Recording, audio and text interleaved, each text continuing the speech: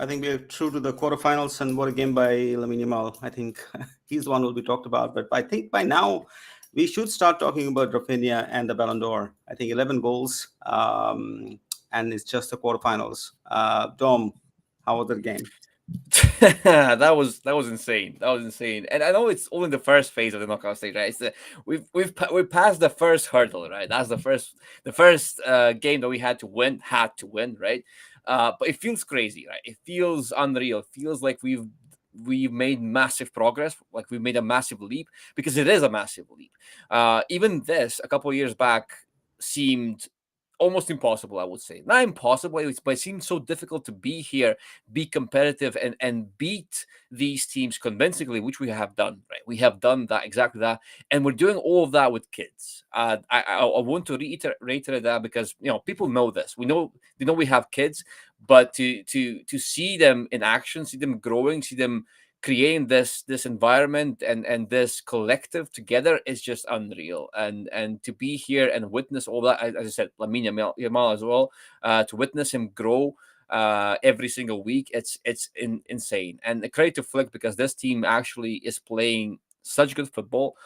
Both games, both legs against Benfica were good. I thought this game, what we saw tonight, we should have done in the last leg as well, right? I thought we had the quality, we had the game plan, we had the everything looked like it would be. I don't want to say a cruise for us, but it looked like it would be a dominating display, which today it has been. Last week, of course, we know what happened, but this is the difference in quality tonight. Was just, it was too much. It could have been more than 3 goals. It should have been more than 3 goals. We can talk about that as well. I'm sure people will mention that in Lewandowski, but you know what? I'm so happy at this moment that I don't even care about those missed sitters, because we were playing such beautiful football, and we got the result in the end as well. That there's almost no room for complaints this time, which is weird for us, Dev. But how do you feel? What's your take? No, see, misses will happen. You play football on a pitch, misses will happen. But I think overall, the team played phenomenally well, and winning by this aggregate, and going into the quarterfinals. We haven't been convincing in Europe for years, almost a decade, almost. There are a few games that we were, of course, but what Click has been able to do in his first season with really kids, as you say, that where we feel confident about going into these games. Like when we finished the last game, we said that we were so confident winning this tie or winning this rubber when the game comes to Montjuic. This change in confidence is what is so important, and Flick, this totally credit to Flick that he has been able to do that. And now you can see the team is much more harmonious. They believe in themselves. They are playing for each other, and there's this unity that he's been able to build. I'm very happy with Gabi got some time. We got some, we got the opportunity to rest some players early on. Yeah. Everybody got in a run in, everybody played a little bit and so on. So which is what was good. I mean, after the first half, I think we took our foot off the gas, honestly. In the second half, it was just cruising. It was just a little bit boring. But that first half was electric, and I think that's still the tie. And we have really nothing to complain. I mean, outstanding result. We now need to. I think it'll be Bayern. I just think that's what I think it'll happen, the way things are going. But the fact that we are we have a good shot. We have a good shot of making it to the semifinals and the finals, and we should take this seriously and try to go all the way, because in Champions League it doesn't happen. You need a certain amount of luck in the Champions League. So the fact that we've come this far so convincingly, we should use it and try to make the most of it in this season. Oh, no, absolutely. And I think with each and every game that passes, I feel more confident that we actually have a team and the quality to actually go all the way. And of course, I'm not saying that we should be winning the thing guaranteed, but there's no such thing, right? But this team is growing every week, I think, and this team is actually every week they're showing that they can actually adapt. They can do things that they haven't been able to do before. And to me, that's the biggest compliment I give Flick, because he came in as a coach that we all thought was very stubborn, that we all thought was gonna impose things and be this type of coach that does not want to tweak stuff. But over the course of the season, we saw that okay, yes, he is that in some to some extent, but at the same time, he knows when to yield, when to give his players a bit of a change or give his systems a bit of a change. And I think that's at the moment that's Barca's biggest thing is that they are learning. And I think given the team that we have, the kids that we have, 17-year-olds, 16-year-olds, 20-year-olds, it's normal that they are not yet fully molded. And now Yeah. Flick has a team. He has players that he can actually he can be that sculptor, right? He can be the guy that actually decides, okay, these guys can actually adapt to anything. They're almost a blank slate. They're not a blank slate, obviously. They have their backgrounds, especially the La Masia kids. They have the background there already, but Flick can actually mold them into the players that he needs, and he's seeing the way that he has to change to actually get the most out of these kids. And that's what we've been saying from the very beginning of Flick's tenure. It's all about platforming. And Flick has been platforming these players to the maximum. He's squeezing the best out of every single player in the team, including the French players. You see the way that he uses Ferran, the way that he uses Fermin, the way that he uses Balde even, I would say. He's turned them all into viable tools. And when you have that, because we kept saying that the only thing standing in the way of this Barca is squad depth or lack thereof, right? There's no depth. And whenever we jump from team A to team B, there was a noticeable drop off. And there still is a drop off in quality, but now team B can actually fulfill a flex plan to the fullest almost, I would say. And sometimes team B can give you something that team A doesn't have. So in a sense, they're also an asset to have. And I think that's showing now. And we can talk about Raphinha because he's obviously Raphinha is the man this season, but it's also the French players that have made this possible because now we can actually rotate. We can actually have different tools for different game states. We can actually have something different, something unique.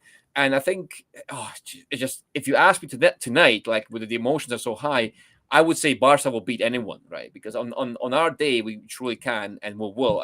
I'm sure that we will keep improving. Imagine what we can be in a year's time. That's all I'm Yes, gonna say. that's the thing. If Yeah. you balance the squad with a couple of intelligent signings that Mhm. we need, we absolutely need a couple, and then you have this core and the time that they have been playing with each other and the philosophy to solidify into something long term. It can be a fairly dominant team for a while, Yeah. and I think that's what Flick's trying to do. That's what he's come here for, and hopefully that happens. It will depend on the summer transfer window. It will also depend on the results. Like if we win Yeah. a couple of cups, we have the money suddenly in the bank to go and splurge and buy, and so on. So it'll be interesting to see how that goes. But this is a very interesting question from Let Us Go. Okay, maybe that's not your name, but that's what the name there is. So that's what I'm going to use. Is Flick's Barca better than Luis Enrique's Barca? Very good question. Well, Flick's Barca hasn't really won anything yet. Yeah. That's the. I Exactly. mean, they're on course to win. Enrique's Barca won a treble, right? But those who have been seeing Barca for years, we know what Enrique's Barca was in January of that year, right? It was about to be, Enrique was about to be sacked. Elections had to be called. There was a fight, and things, whatever. And then they went on to win the treble. Um, and Flick's Barca might win the treble too. Who knows? We don't know as of this moment, right? There's all the possibility in the world. To me, however, what Flick has done with what he has is very commendable. Luis Enrique had prime Messi, Yeah.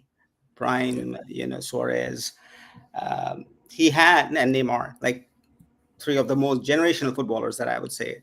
What Flick has done without any of that, I think deserves a lot of credit. And Yeah. if this team goes on to win the treble, I'm not into much comparisons, but I would have a lot of respect for this team and so on, because I think the achievement is more Yeah. from the side than it was from. I doesn't mean that Luis Enrique, the bad coach, is a great coach. Flick's a great coach, but what he has been able to do, given Barca's financial condition, given Barca was where was Barca last year or the last few years, given the kind of players that we have, if he can pull it off, it will have far more value impact than that team. But Dom, open to your thought. I agree with that. It's very important to say that okay, we're not done yet with Flick. We're just starting with Flick, so it's very difficult to say okay, is he better than the coach that won the treble? It's very unfair comparison to Flick, I think, at this point, and especially because of the points that they've raised with the kids. Because Flick is doing this with a bunch of kids. They are incredible kids. They are some of the best players of this generation, as it looks like, or becoming those players anyway. But they're still kids, and if you can manage to win anything with this team that looked so disjointed, so broken a couple of months back, when Xavi left team, I think that just speaks volumes of how Flick has been Huge. doing. So yeah, Nobody huge, in huge. Europe thought that Barca would be this. No one. Exactly, No one. Not exactly. even us. We are ardent fans. Mhm. We've been watching Barca 20, 25 years. Yeah. No one thought. So no one So thought that really. huge credit. Huge credit. Yeah, to be able to do this, it's insane. So if he wins anything, that's just to me that's a bonus. If you can keep this up, play beautiful football, and set ourselves up for success in the coming years with this group of people, group of kids that we have, that's already a win in itself, right? But now trophies would solidify Flick already as a an immense coach, right? Immense coach that not only came in and did not break what we have, but he also improved on them. Because so many players are actually raising their levels now. How much can that be sustainable? Can that will the same thing happen next season? We don't know. We'll see. But these players, from the looks of them now at this stage, and given their youth and talent and platforming, the trend looks to be going upwards, right? So Yeah. that's the current prediction would be definitely very much upwards. Now, nothing is guaranteed in football, as we say, but it's looking very very likely. Now, Enrique, of course, yes, the treble and the players that he had, and there are some similarities between Flick and that Enrique, because MSN and Enrique's MSN were also a bit more direct than the usual Barca team. They often skip the midfield. The midfield was only there to kind of platform the front three, to do things to make it easier for the front three to do their thing, and that was it. Now this Barca are also a bit more direct, but this Barca, as much as Lamine Yamal, and Raphinha are leading the numbers, and they're getting people on the edge of their seats, they're not the only ones. You have Pedri in there who's controlling everything. Kubarsi in the back line, who's actually the quarterback of this team. So every phase of the play is contributing to what Barca are currently. Whereas with MSN, it was more about the Those front two. three, and the rest of the team was actually doing everything in service of on the front three. I'm not saying that the team was bad structurally or tactically; they were not bad, obviously, but it was a much simpler job, I would say, to do what Enrique had done with MSN. It was not easy because you can have all the best players in the world and not win a single thing, absolutely. But it was still easier to achieve that on paper than with those players than with a bunch of kids who no one would say a year back would no one would tip them to do this. So yes, I would agree with Dev's point completely and say that it's a bit of an unfair comparison, but what Flick is doing right now is insane, This is insane. absolutely insane. And credit to Enrique, because we've seen that just when you bring great players together doesn't mean that they win. You saw Yeah, PSG, they had Neymar, they had Messi, they had Mbappe, and they won nothing. So yeah. credit to him that he got that done. So let's not compare. But I would be extremely, extremely um, what's the word? I have a lot of respect for Flick. If this team can pull off anything close to that, a couple of trophies, one trophy with the team that he has and what he has been given, he's not complained. He's not. He's just taken No. what was given to him and he's just run and built a fully functional team that now teams are afraid of facing. In Barca and in Mhm. Europe, there's not a single team who will not be afraid of facing us with the way that we play.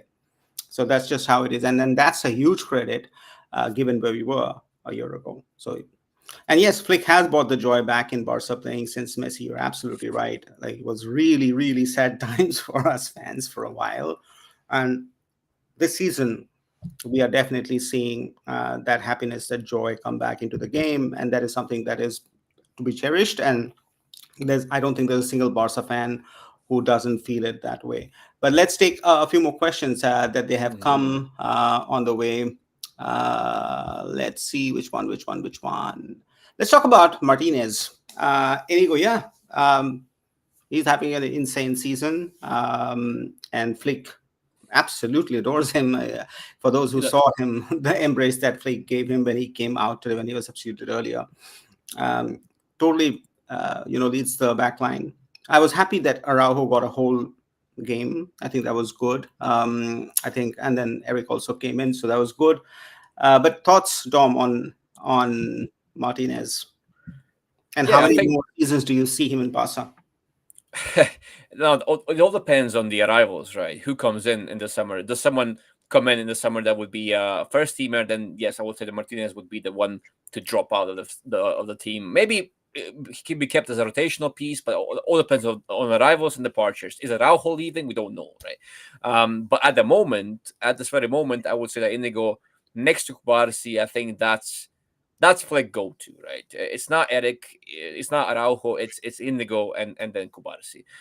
There's not many undisputable starters. Like I would say that players that fit every single game scenario, every single game state, and maybe even Araujo could edge someone over in certain game states. But I think Flick would rather risk it, quote unquote, with an Indigo and Kubarsi partnership, and because he knows what he gets with them. He's and they both reenact Flick's game plan to perfection, right? They both can do what Flick wants them to do with a high line. And I think the high line, the offside trap, is actually a way to actually to somehow put those two players who are quote unquote not the best defenders or not as good of defenders as Araujo, for example, and put them in less of a situation where they have to actually go one versus one and challenge attackers much directly, right?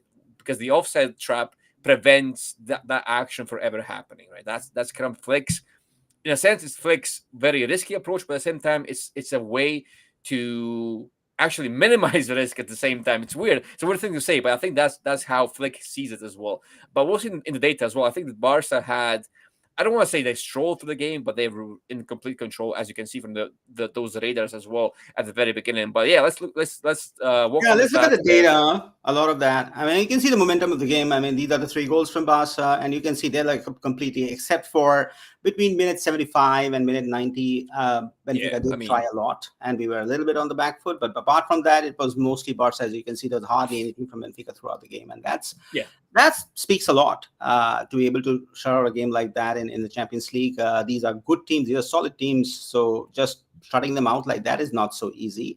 Now let's look at the rankings of the players that we have. Here we have Balde with a 7.3, Pedri with a 7.5. Rafinha, I think, had a 9, if I'm not mistaken. Yes, he got a 9. Lamine with Jesus, an yeah. 8.4. Araujo with a solid 7. Kunde with a 7.5. So, across the board, great performances in the defense, in the midfield from Pedri, and obviously Raphinha and Lamine had a field day today. Especially Yeah. this guy, the goal and the assist, I think will be remembered for a very, very long time, and we'll talk about that. But Yeah. that was some good ratings. Anybody who caught your eye, Dom, amongst this? I mean, they all played Yeah, well, amazing. obviously they're all quite good apart from Lewandowski. But okay, I'm not gonna go into Lewandowski just yet. Do want to talk about Frankie De Jong actually because Yes, that rating is I don't think that's right because he I played mean, better than that rating. Yes, I oh, would agree. absolutely much better. I think is that 6.7. That just Six point doesn't do seven, him yeah. justice. Yeah, doesn't do him justice at all. I mean, Frankie is. I think this was actually one of his better games in a long time, and that's saying something because he has been good actually in every game. Almost he has been very very good. And tonight again. And we've been saying a lot, Dev, that he's a very situational peg that depends on the game state. However, the more I see this version of Frankie, Flex version of Frankie, the more I think that Frankie is actually the player that can actually take the game state and then mold it into something that he prefers or the games that Barca need, right? So this Frankie, at least, he's actually taking the game and because every game state so far, like every game that he's played, we've been saying, okay, we don't know if this fits Frankie so much, but he always goes in, he performs so well. And then we keep saying, okay, but that game state actually suits him because he brings the game state with him, the way that he moves and plays and passes now, even because I think he's been passing differently than usual. He's been more quick to actually release the ball and combine with the players. And defensively, he's been very good reading the game. When he's locked in, when he's actually focusing so much, and he has been focused today, you can see why some people, myself included, have been hyping this guy up so much because you can see the fundamentals, the things that make him so good or could make him so good. You can see them popping out every now and then. And under Flick, so far in the last couple of months, even I would say he's been bringing that something far more consistently, Dev.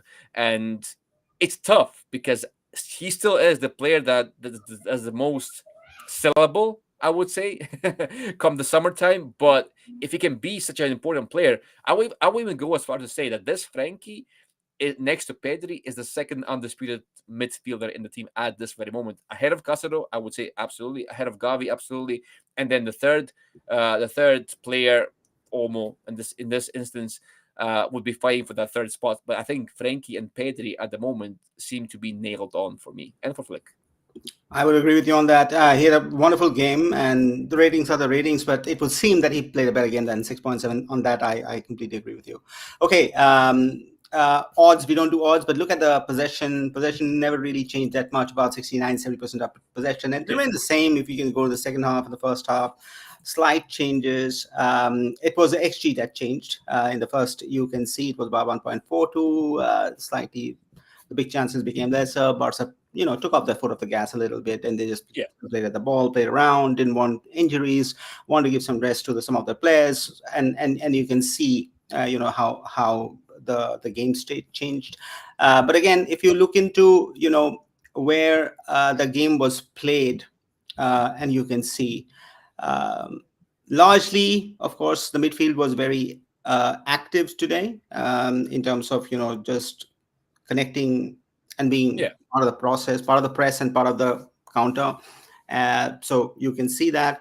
But also in the first half, the amount of attacks that we did, especially with Balde, Raphinha, and Lamine, that obviously contributed to a lot of game being played on their half, which explains the number. But all in all, a balanced game, I would say, throughout. Nothing Benfica didn't really create anything. They had possession, but they couldn't really create anything. So after a point in time, it became a bit boring. But that is just testament to the fact that the team played a near perfect game from that perspective. Duels also, you can see nothing much to read in that, because there wasn't much of fight after a 3-1, or a 4-1 in aggregate. But you can see defending here. This is slowly, if you have seen, if you've been watching, this has been improving over time, bit by bit. The number of tackles that we win, the way we withstand the counters, or the comfort that we show in Mhm. managing, right? That's been slowly improving. It was a little bit more rushed and hectic in the beginning of the season when Flick was trying to implement his ideas. But now that he has had some time and the team has been playing, you can see that the ideas are bedding in, and the team is much more comfortable. Like today, managing the lead, they were much more comfortable. Never did I feel it was being rushed. Earlier in the season, I had a feeling that, sometimes it was rushed, and so on. But that's Mhm. just one of the things that you can possibly look into. But yeah, Dom, any thoughts on this? Yeah, I think you summarized it well. I think Benfica didn't really pose much of a threat. We did see early on, of course, that corner goal was just abysmal from us, and I tweeted at that time as well. Barca are in such a control. They're playing incredible football, but the only team that can actually stop Barca from demolishing Benfica is Barcelona themselves. Because if we do another, if our heads are gone and we actually don't focus as much and we shoot ourselves in the foot again, that's the only way we can actually lose even. But based on the quality and the overall play tonight and even last week, I keep saying that even last week we were head and shoulders above everyone, above Benfica. So I think I was not worried about in that sense. I was worried that we would do something stupid and get sent off or again or something like that. So that's the only thing that I was nervous about. On the pitch, 11 versus 11, I think they don't stand much chance, which we proved, and I'm glad that we did. We missed so many. It could have been worse for them. It could have been worse for them as well. But I didn't mind the all the misses so much because we played such nice football. It felt like we could have scored and created something every single attack if we wanted to. But you said it, Dev. You can see it in the graphs as well. We kind of took our foot off the gas a bit because there was no need to go all out right anymore because we were in full control. We had players dominating every area that they need to dominate. Again, the progression was smooth. Right? Even in the first leg, we could get past Benfica's press so easily and get our key players in position in key areas. Well, I don't want to say easily, but quickly at least. And the same thing mostly happened tonight. And when Balde and Lamine and Raphinha and Pedri are on form, and most of them are always on form lately, credit to Flick again, there's not much the other team can do, especially a team that can't really match us in quality on paper. And Benfica cannot. They have good, decent players, but they don't have players who can match us in quality, right? So what happens when we do meet a team that can match us in quality, and that's when the collective things, the tactics, the strategy, the mentality come into play a bit more. This was us more like flexing our muscles a bit, but then also being too wasteful, too casual about it as well. Um, but when we'll see what happens when we actually meet a team that can match us in that quality. That will be We'll soon meet them. yeah, we'll still meet them. I think is it still Borussia Dortmund next that we get next? Borussia is playing tonight, right? I think As well, I don't know, today or tomorrow. or Not sure. tomorrow. I don't know. Tomorrow against Lille. So I think that the winner of that game goes against us. Is that how it works, guys? I'm I not think sure if so. that's. I think that yeah. I We can think see they are. we can see the bracket. Yeah, yeah, let's pull up the bracket if we can, and then we'll see. I think that we get the winner of Lille and Borussia. Obviously, I'm confident that we can beat either of those teams. We've already beaten Borussia, but that was a chaotic game. That game was far too close for my liking, especially considering that we should be able to beat them more comfortably. So that's the only thing I could say. But I'm still confident whoever we get. I'm confident we can beat them, especially this Barca, right? Okay, yeah, there we go. there So you go. yeah, it will be either Borussia or Lille. They have 1-1 from the first leg, so it's all to play now. All to play now. And Lille is actually playing at home, so we'll see if that I gives would them an take Borussia advantage. over Lille, honestly. I would, I would. Oh, I don't know about that, but oh, actually, no. Wait. Yeah, we do. Yeah, we get them the winner of Yeah, that because game. this one is here, right? So either Leverkusen, like they will, these two brackets will play with each other. These will play with each other. And then Exactly. somewhere we are going to either meet Inter or Bayern here. Yeah, That's what will Inter or happen, Bayern. basically. Yeah, it's Uh, not.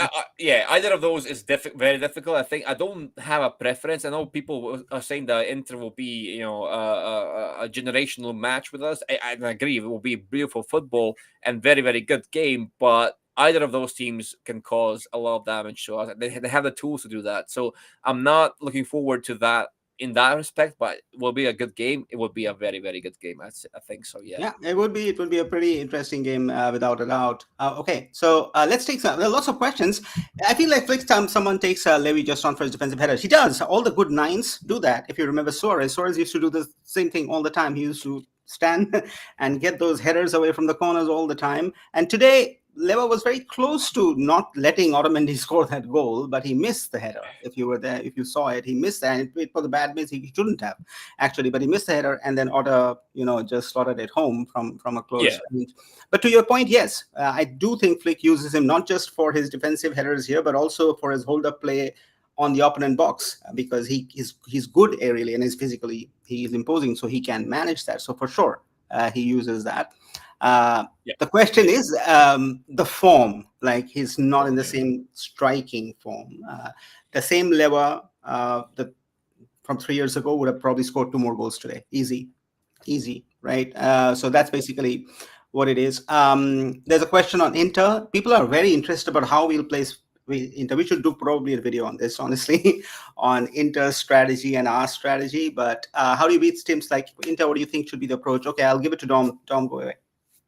I think we'll do if we do meet Inter Bayern as we have been doing this season for the big Champions League games. We'll have a guest on and we'll do a full preview live with you guys with the tactics board and all that stuff. So if it does happen, and we'll meet Inter or Bayern for that matter, we will have people on and we'll talk about this a bit more in depth. But I think for Barca, the key is very.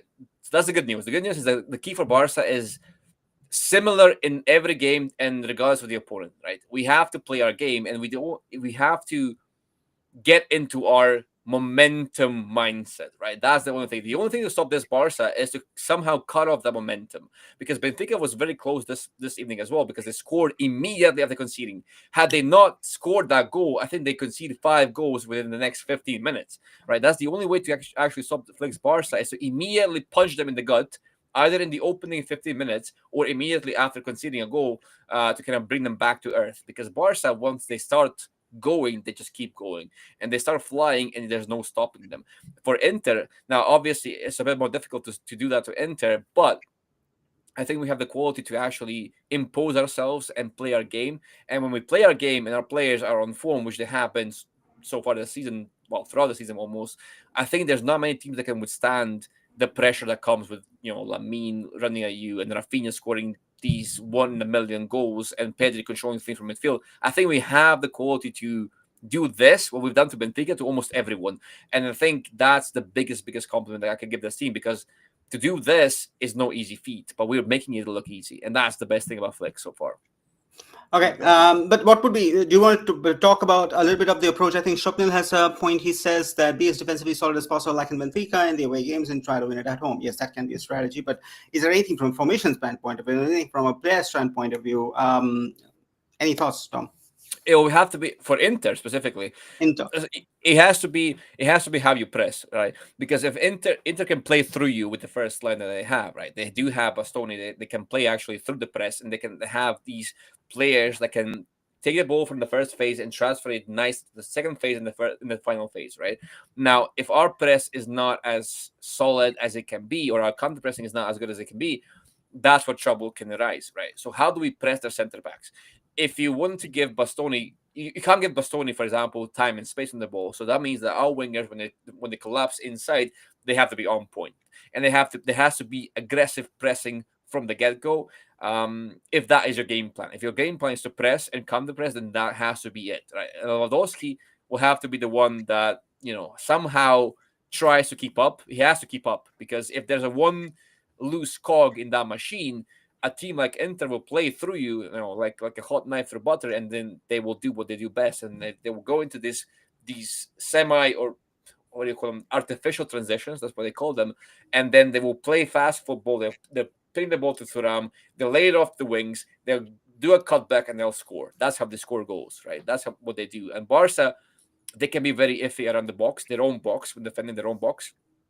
So if we let them go into that phase, if the ball leaves Bastoni's foot and ends up with Thuram, we're in big trouble. So you have to stop that from happening. I think that's number one they have to keep in mind. And then obviously, if you can't impose your game and do what I said before, then that's the other thing. Inter has a good block, though. Inter will be playing with a low to mid block for sure. They're not going to come out and give us acres of space to play through. So that will be another thing that we need to probably look into, and Flick has to adjust to that. So that'll be interesting if it happens to be Inter. But it'll be good if it's Inter. We have suffered from Inter against Inter for a while. It'll be good to take a good team and have a good game, irrespective of what happens. We'll see. But okay, let's keep moving. Olmo again seemed to not play so well when starting. Is it a tactical issue, some form loss, low stamina, something else? I don't know. Today I felt he was okay. He didn't score goals, or he wasn't magical, but I didn't see he was bad per se. I thought he was okay. He did the job that he needed to do. Dom, did you feel anything? I agree with you, actually. Yes, I thought he was really good, because, see, the thing with the Olmo and that role is what we keep saying, the moments player. So people look at that performance and they focus on what he does, too much what he does on the ball, what he creates on the ball. And yes, when he doesn't score, it can seem that he's less involved. But when you look at the shape of that midfield tonight and how Benfica were pressing with their 4-2-4, there was always a free man in midfield, and Olmo was often that free man who was moving between the lines in the final third. And the way he moves and the way he opens up angles is crucial for Barca's progression, right? And he was there to create that numerical advantage in that midfield between those lines. And when he does receive the ball, he can actually receive it with a marker on his back as well. It doesn't really matter. This is something that Fermin cannot do as well. For example, if you compare these two players. So I thought Olmo was very good in what he was meant to be doing, and that is how Flick sees that role, right? A player who is not overly involved in all phases, but when he does have a function, right? And that function is very important. So I felt like he was actually very good tonight. He didn't really have a direct contribution, but it doesn't really matter because he enabled what Barca wanted to do so much. So I thought he was good. Yeah. Yep. All right. Frankie de Jong combination is underrated. They're phenomenal together. Yes, Robbie, they were absolutely phenomenal and have been for a while in the games that they have been playing. And our midfield, because of that, has been better a lot than the first half of the season. So of course, yes, they're a good combination, and it was seen again today. This we obviously talked about very early on, and we talked about Yes. why the rating for Frankie wasn't as, so we won't probably go in depth. But yeah, you're absolutely on point. Very good combination. May it long continue. Hopefully, Frankie, extends his contract, and we'll get to see and understand what happens in the summer when the season changes. Which player is suited better for Flick's style of play in the left wing position? Nico, Diaz, or any other player? This is we have to do this every week. This comes up. So Junaid, Flick's style of play. I don't know whether Luis Diaz. They all have their strengths and weaknesses, but who doesn't? So I don't It's think tricky we are going because back. Go ahead. sorry, I was yeah. It depends. It very much depends on how you see Balde, right? The choice of winger is closely related to the choice of fullback, right? So we have Balde now on the left, and that will probably remain. So that will most likely remain so moving forward. Now, what is Balde going to be? Is he going to be a player who mans the whole flank? Is going to be a player who inverts more often, as we have seen this season?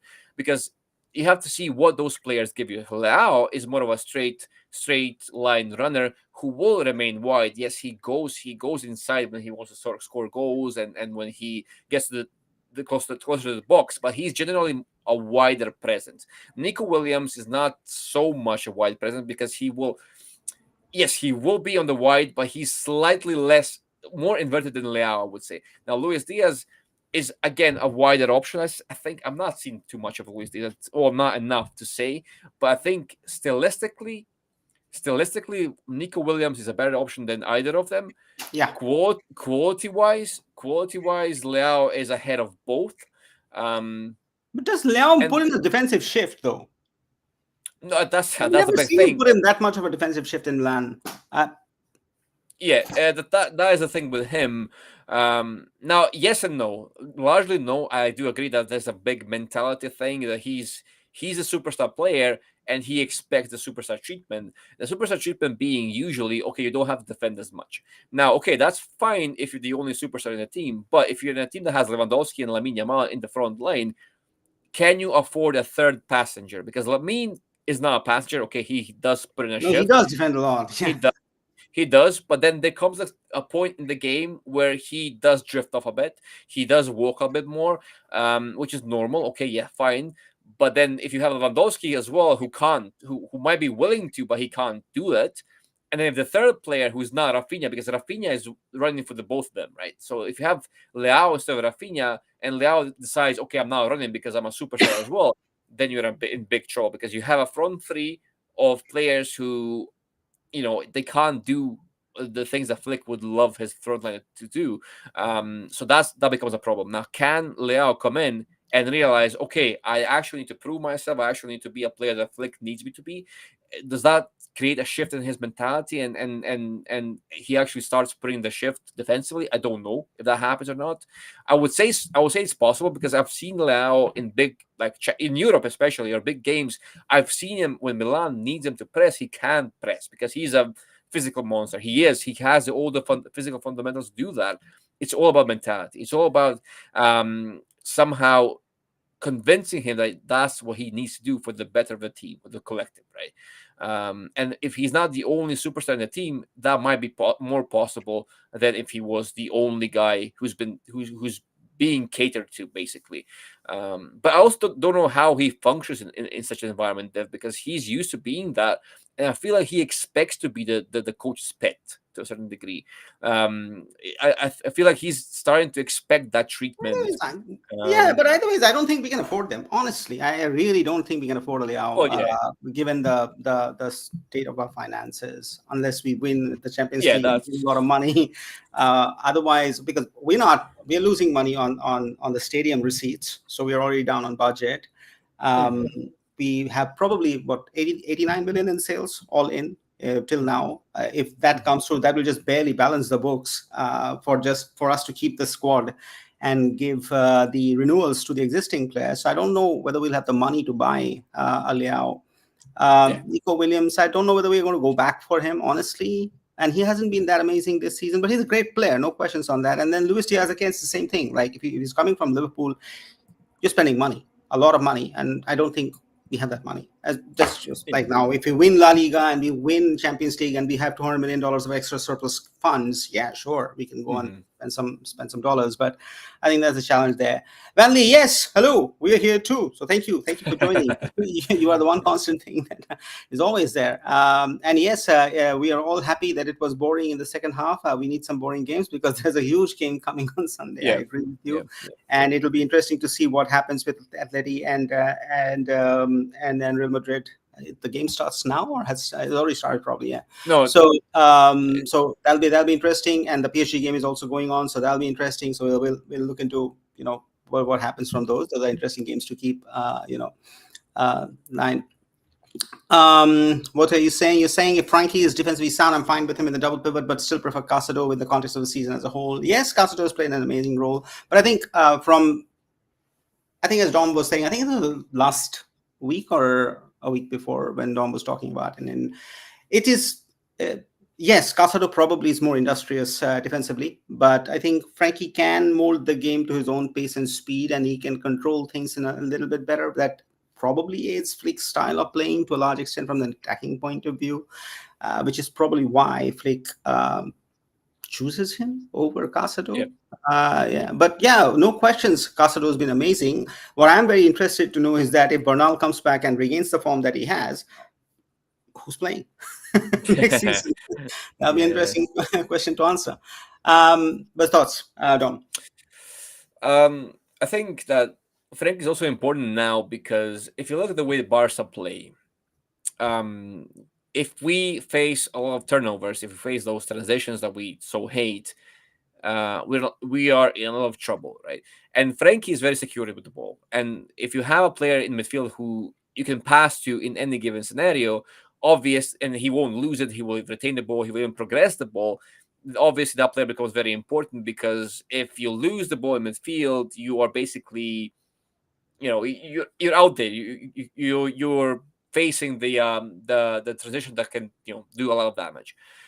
So I think from that perspective, I think Frankie that's why he's so important to Flick because he brings that stability, brings that security even in midfield, and now he's also showing that he can be a good defender on his day. Of course, we don't know if he can be that sustainably. We'll see if Flick can actually bring that aspect of him out. If he can, then there will be no more debate, I think, over the midfield spots. But even at this moment, I don't see how Casa displaces Frankie.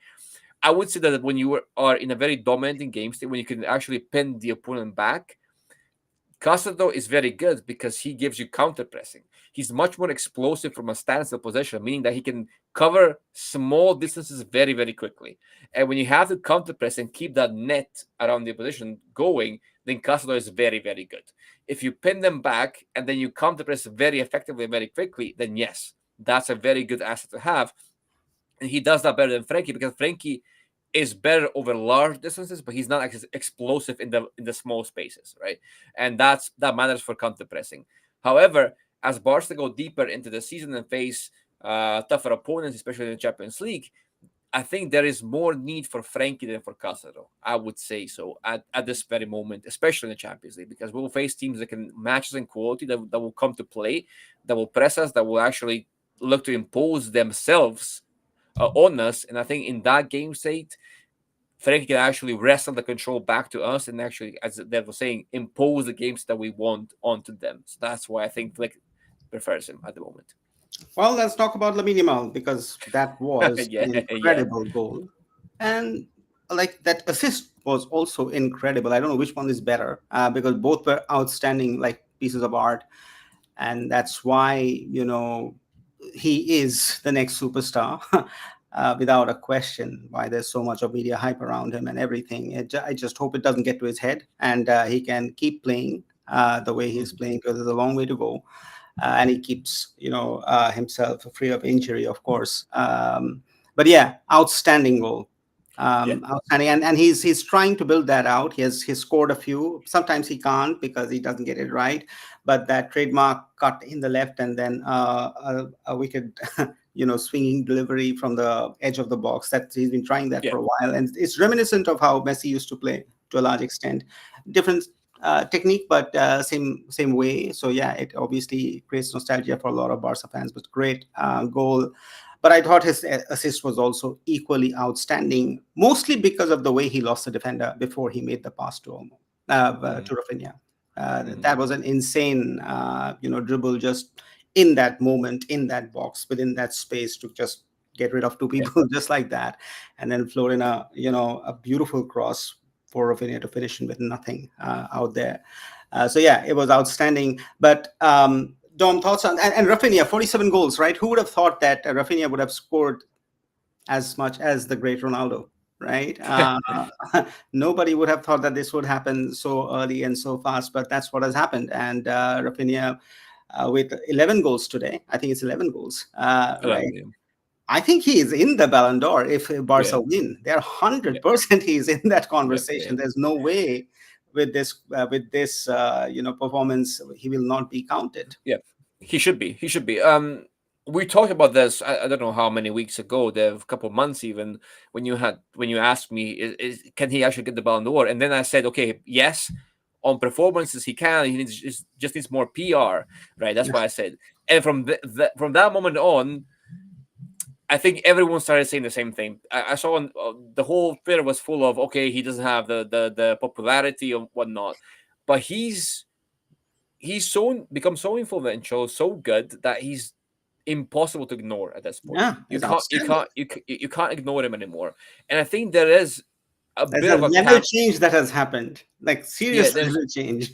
a level change, but also the push from Barca fans, not just Barca fans, but I feel like the fans out there are starting to notice him and push him a bit more because okay, we've realized okay, he's actually insanely good, but he needs a bit of a push from the public because of that PR thing, right? So I think there's actually an active push for Rafinha to be there for the Ballon d'Or, and I We think he should do it. deserves it. We should totally Yeah, talk about him. We the people, guys, come on. We yeah, all love but Raphinha. Let's get in. but Support that that guy for that that's Ballon d'Or. He's exactly been so right. amazing for us. It's true. It's true. I mean, we should because I mean, yes, we have Pedro, we have Lamine, but Rafinha is he's just the guy, right? At the moment, he's just the guy. He's And the one. and and and when you play these Champions League nights and away games, home games, it doesn't really matter. A Champions League night, a big game, you know he's gonna be there. He's gonna do something and score a goal from halfway line. So as he's going to do something insane that you never would expect him to do or anyone to do. He's going to score from nowhere, and to have that ability in the Champions League is just to be that inevitable in the Champions League. It's insane. And I think, and yes, I do agree. Barca still need to win something for him to win the Yeah. Ballon d'Or They because have to win without, something. But yeah, if they yeah, without, win, he is yeah, definitely in the conversation for he the should Ballon be. d'Or. He should be. 100%. He should be. A couple of months ago, I didn't really believe that he could win it, not because of his ability again, just because I didn't see the Because who else narrative is there. there? It's Mohamed Salah, Yeah. but Salah hasn't scored this many goals. Like he's good. No, He's I for sure mean, he's good.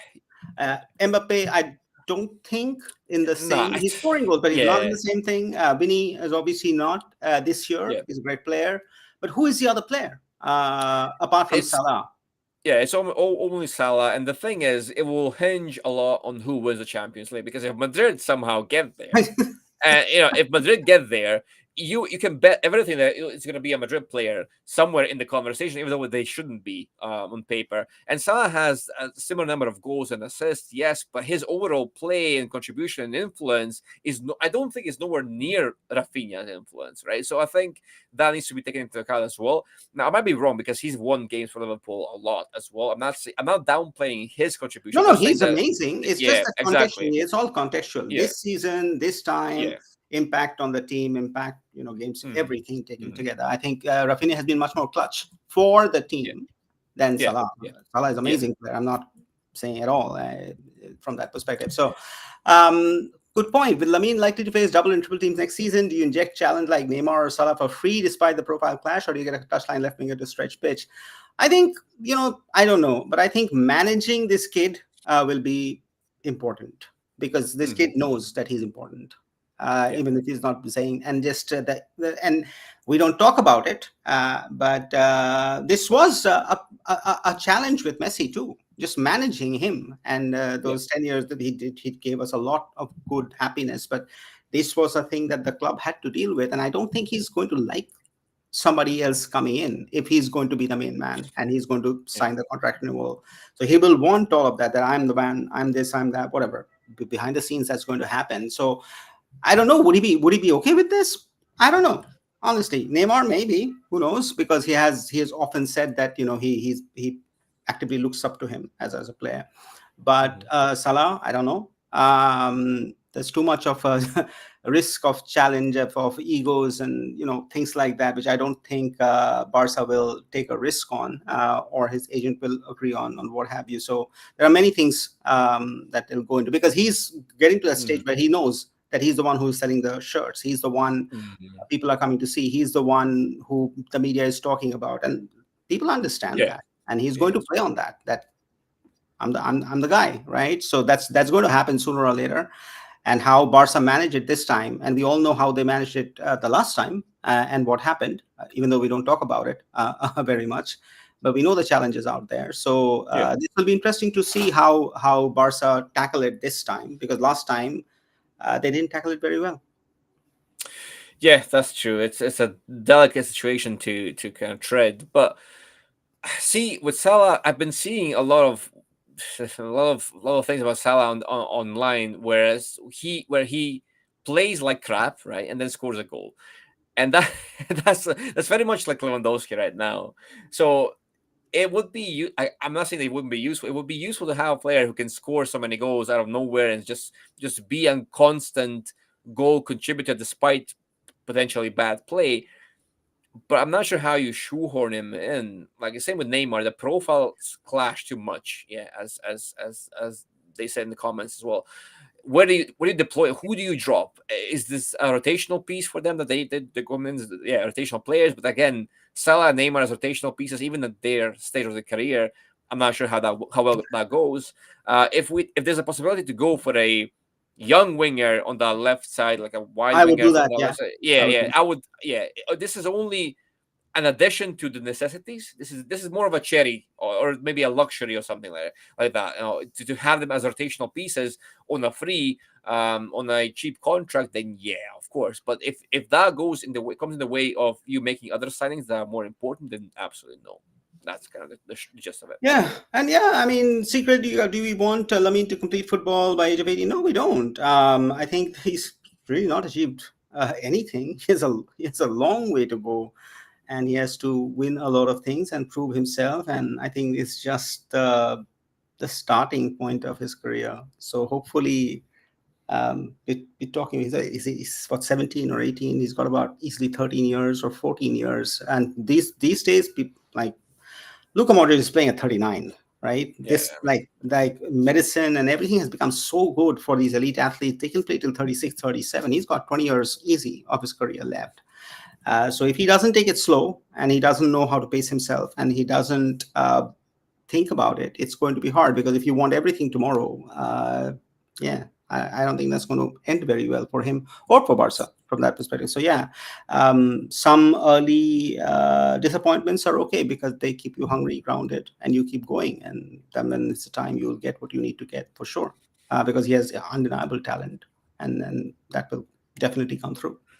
yeah, yeah. It's tough because football is kind of cruel, and even when you are see how long it took Messi to actually to get what he wanted with the World Cup, and even then it was like, is he going to get it? This is his last chance. Can you imagine the best player of all time and failing so many times in the World Cup? So it's very difficult. Even if you are so good, it's very difficult to complete football, quote unquote.